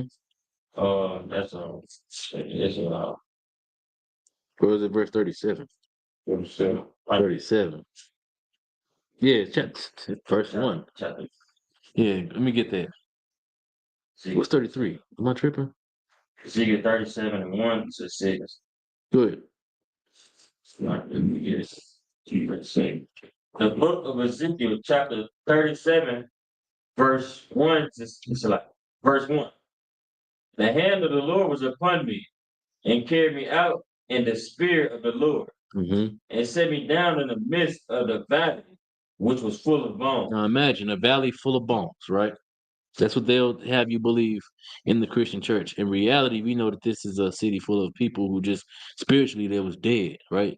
That's how you gonna know that that's true. Keep reading. And caused me to pass by them round about. Mm-hmm. And behold, there were very many in the open valley, and lo, they were very dry. It was dry bones, right?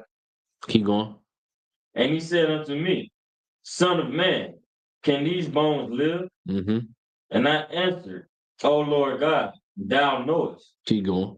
Again he said unto me, Prophesy upon these bones, and say unto them, O ye dry bones, hear the word of the Lord. Now Ezekiel, is he actually like talking to a valley just full of dead bones, corpses, cadavers?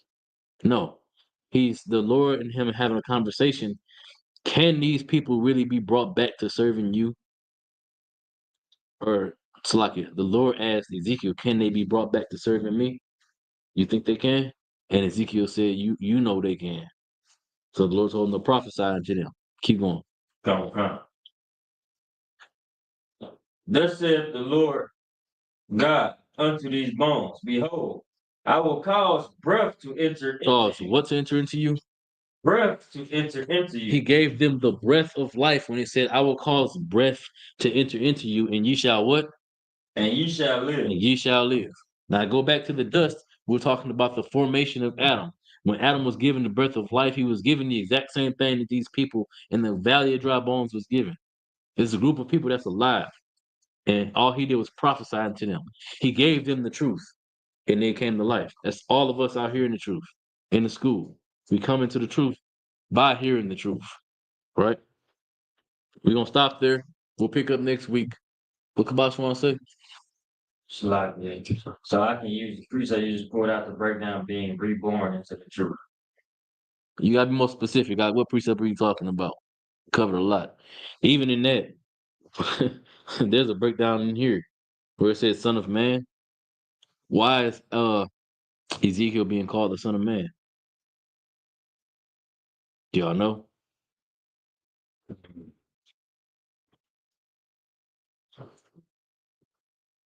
The reason why Ezekiel is being called the Son of Man because he is the Son of Man, right?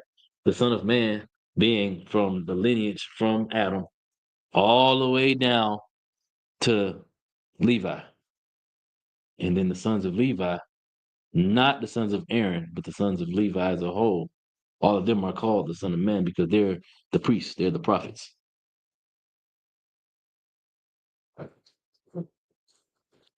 He ain't put his question. He ain't put the scripture. Kabash, you gotta let me know what verse you're talking about. But if anybody else ain't got no questions, I'll give you a couple seconds out. You gotta let me know.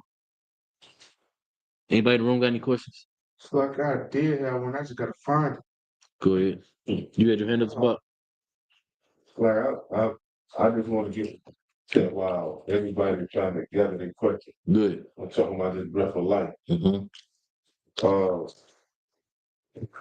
It's in Job chapter 27 and verse 3. It said, all the while my breath is in me, and the spirit of God is in my nostrils. Keep reading. You going? Keep verse going. 4? Come. Come. It said, my lips shall not speak wickedness, nor my tongue utter deceit. Right? So the reason why his lips won't speak wickedness or his tongue won't utter deceit are why? Good. Because he was given the law, statutes, and commandments. Exactly. Which is the breath that's in him. He Okay. said, the breath is in me, and the spirit of God is in my nostrils. The same breath that was blown into Adam's nostrils. The same breath that was blown into the nostrils of the valley of dry bones. So that same spirit. The breath is literally the truth. You eat, breathe, and poop the truth. Straight up. It's in you. It's a part of your life. It's a difference between saying I serve the most high and actually doing it. The same thing I talked about last week. The difference between having faith and then having faith with works. It's the same thing. It's all the same. The Bible's a big circle. What are you talking about? That's what I'm saying. The precepts breaking down how Adam received his truth in Genesis and the precept in 1 Samuel 2:8. And he said, can you use that to what? To break down what? Break down being reborn into the truth. You gotta be careful how you word that because that no, I wouldn't do that. Nah, that's too much meat for you. Hold on, I'm gonna give you a preset describing that. Hold on.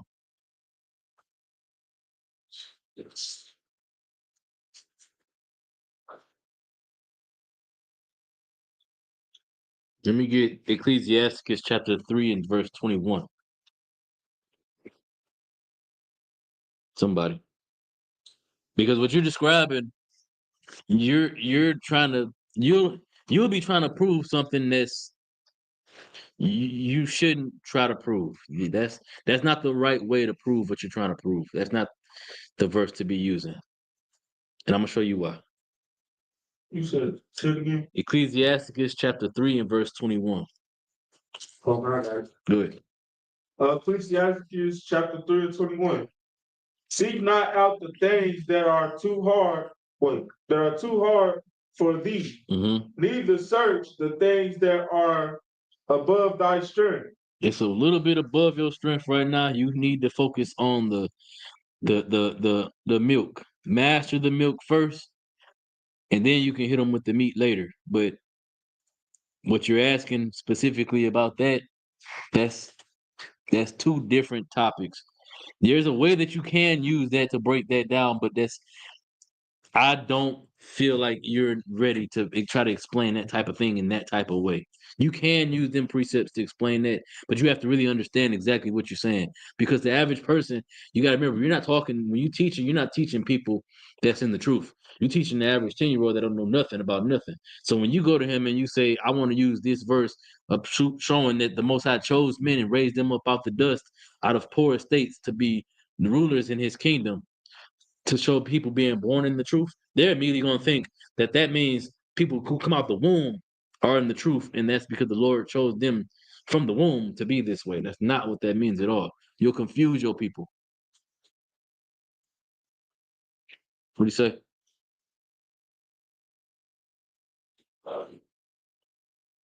What is it? You say I want to be able to answer the question of do you all believe you're new people? New people? Yeah, we are new creatures. God, that's what the scripture said. That's what Christ said. Give me that. Somebody give me that. That's it.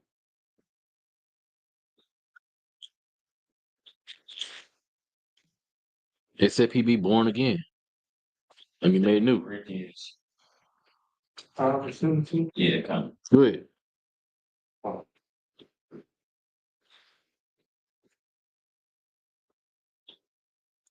All right, 2 Corinthians 5:17. Mm-hmm. Therefore, if any man be in Christ, he is a new creature.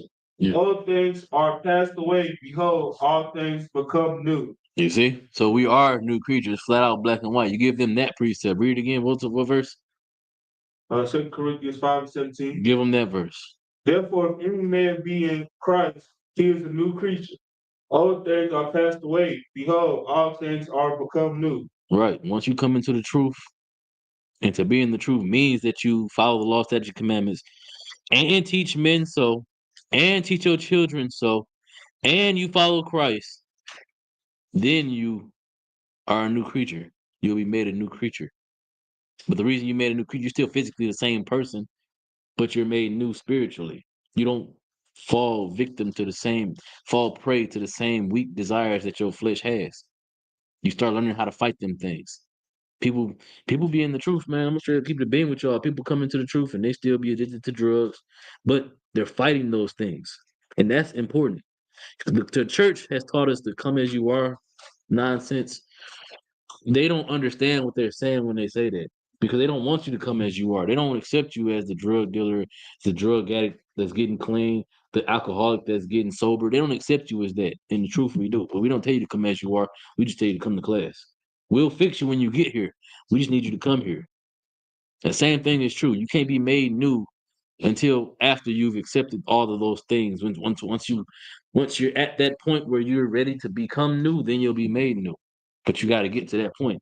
Being new don't mean that you just black and white, magically, mystically, just boom, all of it's just gone. They don't work that way. It's a process.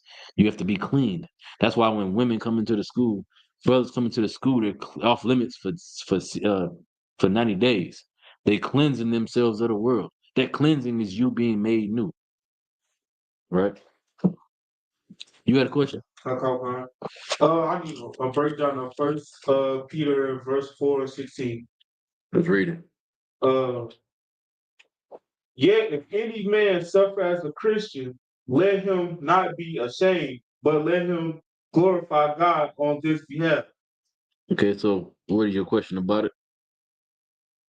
People trying to use that as like being a follower of Christ, like being a Christian. Mhm. I was trying to see like a breakdown. What do you think it's saying? I'll read it for you. It says, "Yet, if any man suffer as a Christian, let him not be ashamed." Why is it talking about shame? Read 2 verses before it. All right. 1 Peter 4:14. If ye be reapproached for the name of Christ, happy are you. What does it mean to be reproached? Like come up to, well, that's approach. Approach. To be reproached is I'm gonna just give it to you for the sake of time. To be reproached means to be facing hardship, to be facing travail. So it's saying if you're facing hardship and travail for the name of Christ, happy are you. Keep reading. For the spirit of the glory and of God rest Rest, upon you. it rests upon you. The Lord is well pleased with you because you're willing to suffer for Christ. Keep going. On their part, he is evil spoken of. On their part, Christ is evil spoken of. But keep reading. But on your part, he is But glorified. on your part, he is glorified. There's glory in you suffering for Christ. Keep going. But let none of you suffer as a murderer, or as a thief, or as an evildoer, or as a busybody in other men's matters. Right? Don't suffer for sin. Don't suffer committing sin. Don't suffer for foolish reasons. Right? Keep reading. Yet, if any man suffer as a Christian, But if you suffer as a servant of Christ, a real servant of Christ, here Christian is a slur. So that's what they would call people who serve Christ. It's a slur. It's a derogatory term. It wasn't a good thing to be called a Christian in that society. But it is a good thing. It was a good thing to be a Christian, to be a follower of the man Christ. In the modern day Christianity ain't the same thing as Christianity in the Bible right here. that's all I was trying to. It's not the same. Because they did what? Read verse 4 again. Verse 14, I'm sorry. Verse 14. Read verse 14 again. This is what they did, the Christians of the old day did. if we be reproached for the name of Christ, happy are you. They was happy to be persecuted for Christ's name. Christians out here, they'll hide the fact that they quote unquote serve Christ, or they won't do it the right way. If they find out what it really means to serve Christ, they won't do it. They'll make excuse. Go ahead. And to piggyback on what you saying, out of one, it's gonna come a day where they gonna denounce that they are Christians. Exactly. That day is coming. It's gonna come a day that they gonna be like, yo, they gonna put up the little crosses that they wear on their neck. God. They're not even gonna dress the part. They're not even gonna speak like that. Because they'll be ashamed. Come. Because they'll be ashamed. That's a good point. Keep going. Well, will I stop with that? Mm-hmm. Happy are you? Okay, cool. For the spirit of the glory of God resteth upon you. On their part, he is evil spoken of. On the modern Christian's part, Christ is evil spoken of. He's evil spoken, and everybody else in the world. He's evil spoken of because they don't do the thing that Christ said.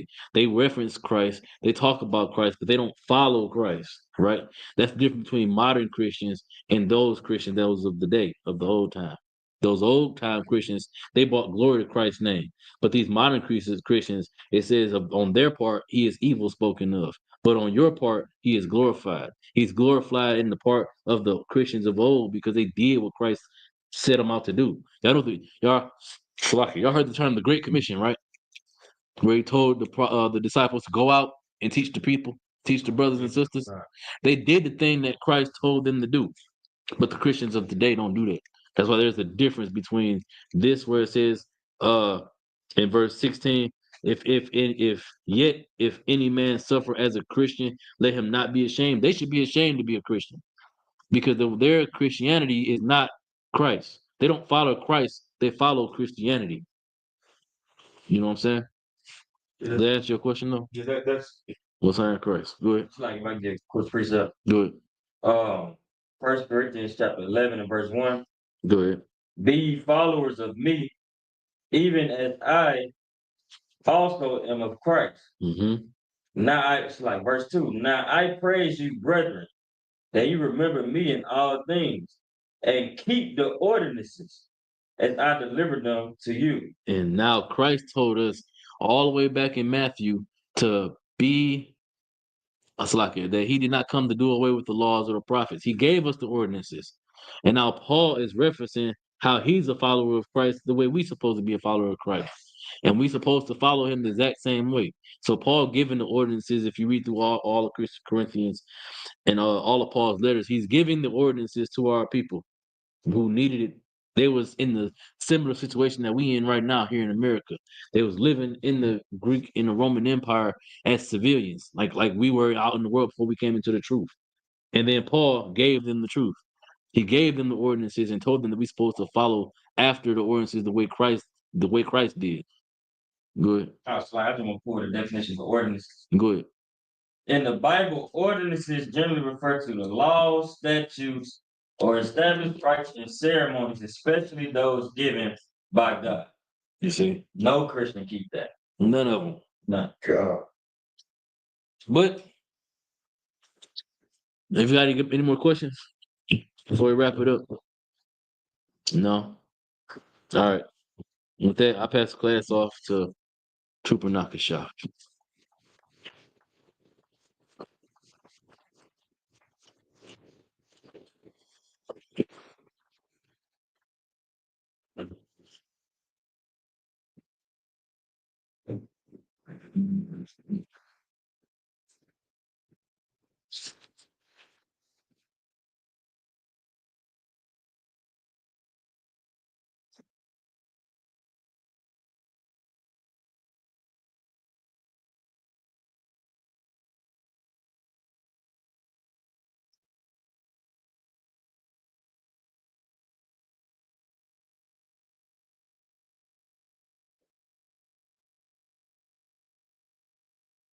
These